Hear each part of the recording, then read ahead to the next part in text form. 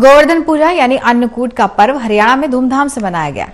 गोबर की आकृति में भगवान की पूजा करके लंगर का प्रसाद बांटा गया। इस पर्व को अन्नकूट इसलिए कहते हैं क्योंकि इस दिन सभी अपने अपने घरों से आटा, दाल, सब्जी, चावल और दूध लाते हैं और फिर इसे आग पर पकाया जाता है। परिवार का प्रकृति से रिश्ता ही इस पर्व का संदेश है।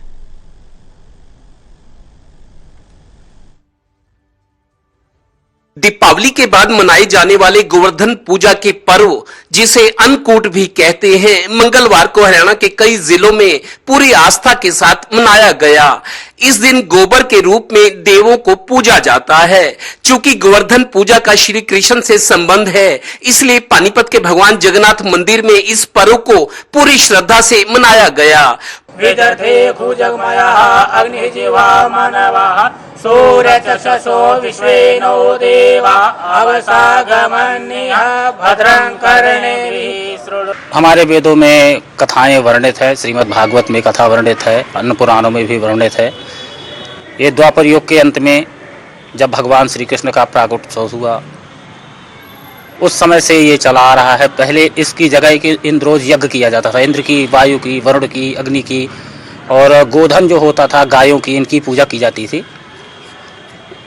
उसके स्थान पर भगवान श्री कृष्ण ने गोवर्धन महाराज का, ये प्राकृतिक से जुड़ा हुआ है कि प्रकृति से कितना लगाव होना चाहिए।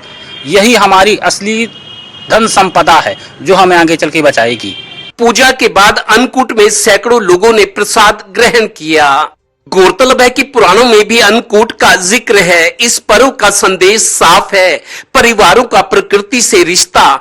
ताकि प्रकृति हरी भरी रहेगी तो हमारा जीवन भी स्वस्थ और सुरक्षित रहेगा। परिवार को सभी को जोड़ने के लिए एक रीति बनाई गई है। अपने घर से थोड़ा थोड़ा जो भी हमसे बन पड़ता है, प्रसाद उसी का लगता है। 56 प्रकार का जो भोग बोलते हैं वो सबका अलग अलग है। कोई दूध लाएगा, कोई फल लाएगा, कोई कुछ भी लाएगा। सभी मिलाकर सुबह से तैयारी करते हैं और इस मध्याह्न के समय जो भोग लगने का समय होता है, उस समय भगवान को भोग लगाकर सबको प्रसाद वितरित किया जाता है। गौरतलब है कि वैसे भी अब दिल्ली एनसीआर के बाद बिहार और उड़ीसा में प्रदूषण के नए हॉटस्पॉट बन गए हैं। इसलिए हमारा जीवन और स्वास्थ्य सीधा सीधा प्रकृति से जुड़ गया है। आओ हम सब साफ हवाओं के पहरेदार बने, क्योंकि द्वापर युग में जब क्रोधित इंद्रदेव ने भारी बारिश से गोवर्धन पर्वत और इस पर छाई प्रकृति को डुबोना चाहा, तो श्री कृष्ण ने पर्वत को एक उंगली पर उठाकर ब्रजवासियों की रक्षा की थी। यानी परिवारों और प्रकृति का रिश्ता हमारे जीवन के लिए बहुत जरूरी है। कैमरामैन राजेश कुमार के साथ Devendra Kathoria, total news, Panipat bureau.